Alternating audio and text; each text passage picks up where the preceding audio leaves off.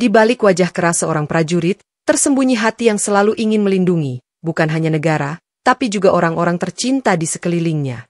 Ini bukan kisah tentang perang di medan tempur, melainkan tentang pertempuran nyata di tengah masyarakat. Di pasar-pasar kecil, di sudut-sudut kota, tempat hukum sering diabaikan dan preman menjadi penguasa. Namanya Marhotap, seorang tentara aktif yang setia kepada negara, dan lebih dari itu, setia pada kebenaran. Namun, hari itu bukan negara yang ia selamatkan. Sesuatu yang tak terduga terjadi. Marhotap, 39 tahun, adalah prajurit aktif TNI yang telah puluhan tahun mengabdi.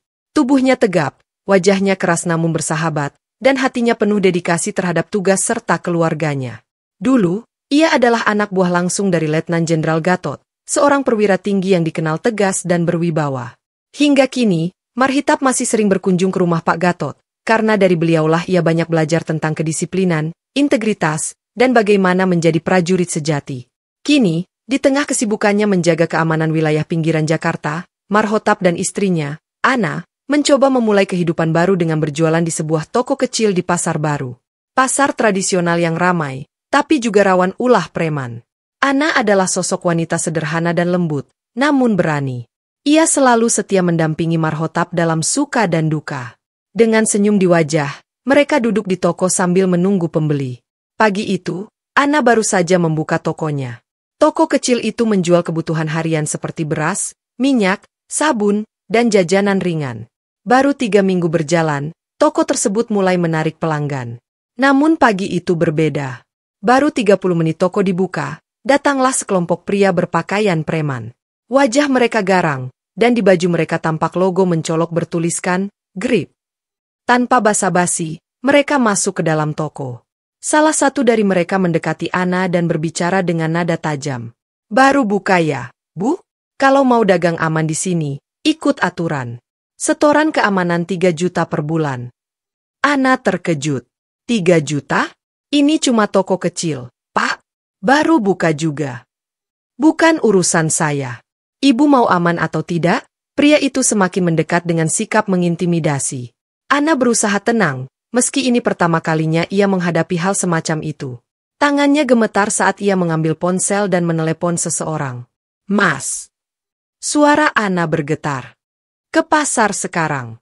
Ada yang datang, maksa minta setoran. Marhotap yang saat itu sedang bertugas di pos keamanan sektor 5, tak jauh dari pasar, langsung merasakan darahnya mendidih begitu mendengar suara panik istrinya. Tanpa banyak bicara, ia segera bergerak. Dalam waktu kurang dari 20 menit, ia sudah sampai di pasar. Ia datang dengan seragam loreng dan aura prajurit yang tak bisa disembunyikan. Langkahnya mantap, wajahnya tegas.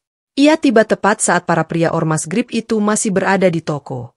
Heh, suara Marhotap keras, penuh tekanan. Ada urusan apa kalian sama istri saya? Pria-pria itu menoleh. Yang paling sangar, yang sebelumnya mengintimidasi Ana, maju dengan gaya sok jagoan. Kamu siapa? Gak ada urusan tentara di sini. Jaga mulutmu. Itu istri saya yang kau ganggu. Belum sempat pria itu menyelesaikan kata-katanya, Marhotap sudah mengepalkan tinju dan menghantam wajahnya. Pria itu meringis kesakitan, darah mengalir dari hidungnya. Marhotap langsung mencengkeram leher bajunya, menariknya dekat. Kamu pikir ini kampung yang gak ada hukum? Bisik Marhotap tajam di telinganya. Kamu pikir bisa main preman di wilayah tugas saya? Anggota Grip lain mulai bergerak, mengelilingi Marhotap. Tapi ia tetap berdiri tegak, matanya menatap tajam satu persatu. Jangan coba-coba menyerang, ucapnya dingin. 1 langkah saja, kalian semua saya kirim ke pos militer.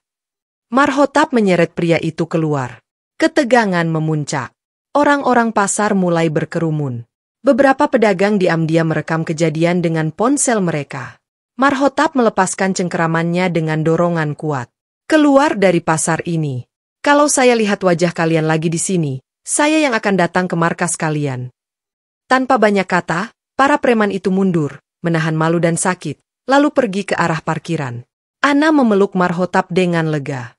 Namun Marhotap tahu, ini belum berakhir. Ini baru permulaan. 5 hari berlalu sejak kejadian itu. Suasana pasar tampak normal kembali. Meski para pedagang masih membicarakan keberanian Marhotap yang menentang ormas yang selama ini mereka takuti. Tapi di balik ketenangan itu, sesuatu sedang bergerak. Marhotap tahu, orang-orang seperti mereka tidak akan tinggal diam. Ia pun tetap siaga, mengawasi dari jauh setiap gerak-gerik mencurigakan di sekitar pasar. Sementara itu, Ana tetap membuka toko, namun kali ini ia tidak sendiri. Marhotap menempatkan beberapa rekannya sesama prajurit non-aktif untuk berjaga diam-diam.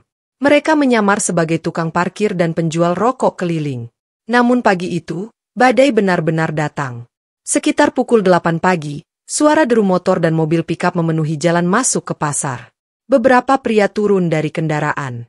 Sebagian besar mengenakan jaket hitam bertuliskan grip, sementara yang lain bertelanjang dada, menampilkan tato-tato yang memenuhi lengan mereka. Wajah mereka tampak marah. Beberapa membawa besi, kayu, bahkan rantai motor. Jumlah mereka lebih dari 20 orang. Namun, mereka tidak langsung menuju toko milik Marhotap. Sebaliknya, mereka mengacak-acak lapak para pedagang lain terlebih dahulu, sambil meneriakkan ancaman. Hari ini kita bersihkan pasar ini dari para pengkhianat. Biar semua tahu siapa penguasa di sini, teriak salah satu pemimpinnya lantang. Ana, yang sedang berada di dalam toko, langsung panik. Dengan gemetar, ia menurunkan rolling door setengah badan dan segera menelepon Marhotap. Mas, mereka datang. Banyak. Bawa senjata. Mereka merusak pasar. Marhotap yang saat itu sedang memantau pos logistik di kamp langsung berdiri tegak. Tenang di toko. Jangan keluar. Tutup rolling door penuh. Tunggu aku, ujarnya singkat. Ia segera mengaktifkan jalur komunikasi pribadinya. Pertama, ia menghubungi sahabat lamanya, Letnan Sugiono, kini berpangkat kapten dan menjabat sebagai komandan pasukan cadangan. Lalu, ia menelepon AKP Arman, seorang perwira Polres Jakarta Selatan yang pernah bersamanya bertugas di Papua Barat. Kang Arman, ini darurat. Pasar baru diserbu ormas liar. Mereka bawa senjata tumpul. Bisa rusuh besar. Aku butuh backup secepatnya. Siap, bro.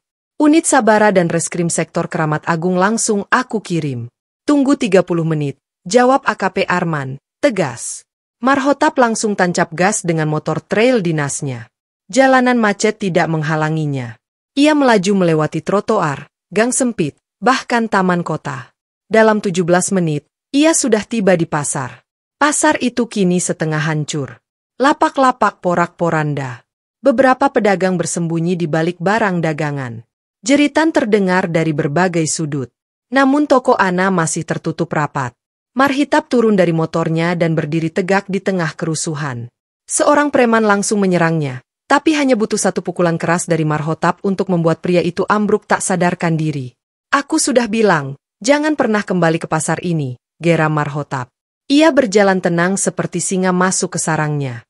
Para preman mulai mengepungnya, tapi Marhotap tetap tenang. Ia tahu bantuan sudah sangat dekat. Dan benar saja, dalam hitungan menit, suara sirene meraung dari dua arah. Motor Sabara dan mobil taktis polisi merangsek masuk ke pasar.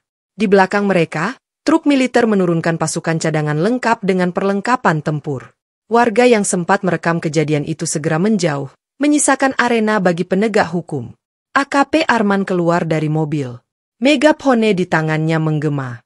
Kepada seluruh anggota ormas ilegal GRIP, segera letakkan senjata dan berlutut. Kalian melanggar hukum dan akan diproses secara pidana.